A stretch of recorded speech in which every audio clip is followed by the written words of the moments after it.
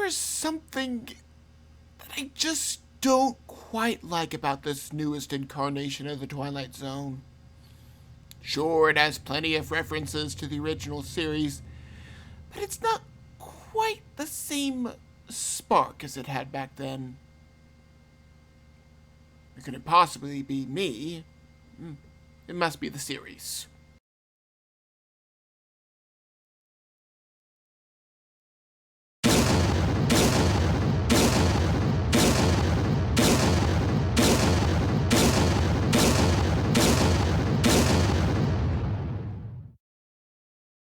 This show has always hit on the topics of the day. I Am the Night, Color Me Black, really touches on racism and how mob mentality can quickly overtake a crowd. He's Alive and Death's Head Revisited really talk about how evil can very easily return if we don't stand up to it. Number 12, Looks Just Like You, talks about forced medical procedures, and more importantly, unrealistic beauty standards.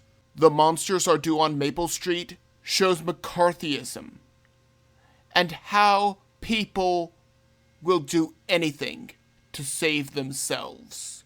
The Obsolete Man shows that if we ever do suffer a totalitarian state, the individual will be lost. Granted, this is by no means an exhaustive list, but a few good samples. It should have been obvious that this series was going the way of Hollyweird.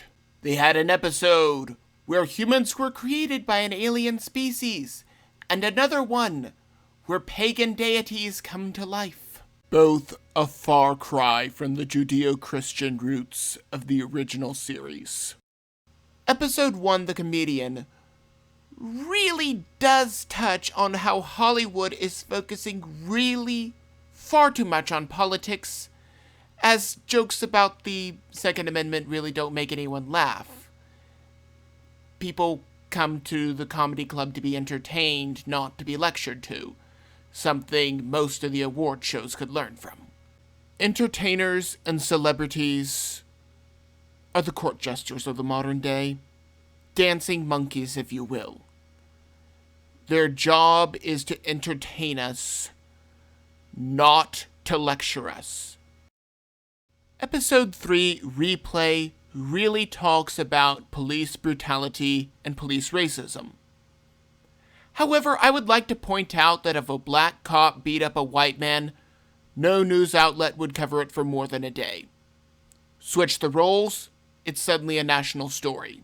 Creating the false narrative of police violence around every corner makes it look like you're making this episode in the 1960s. Episode 4, The Traveler. Aside from one offhanded racist joke, it's actually free of politics. Episode 5, The Wunderkind, shows a child that ascends to the office of President of the United States. Normally, I wouldn't think much of this, except one political party makes balloons like this, makes beheading jokes like this, and mock stabbing attempts like this.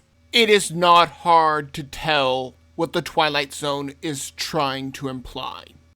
Episode 7, Not All Men, really a bit of a giveaway in the title there, really talks about how men are naturally violent. In fact, the only male that escapes this is the gay one, really trying to hammer in the gender inclusivity on that one.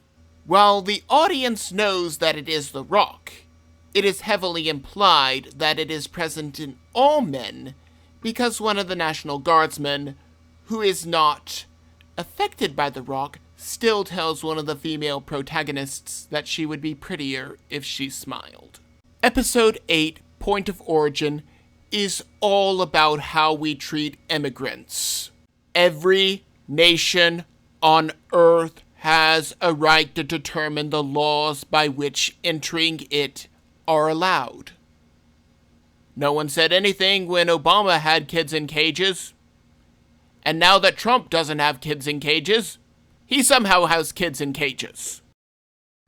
Episode 9, Blue Scorpion, really does try to imply that it's the gun that is the problem, not the person behind it. And that the gun is driving the person to create these acts of madness, not the otherwise instability of the person behind the trigger. Political jokes are not as funny as people think they are.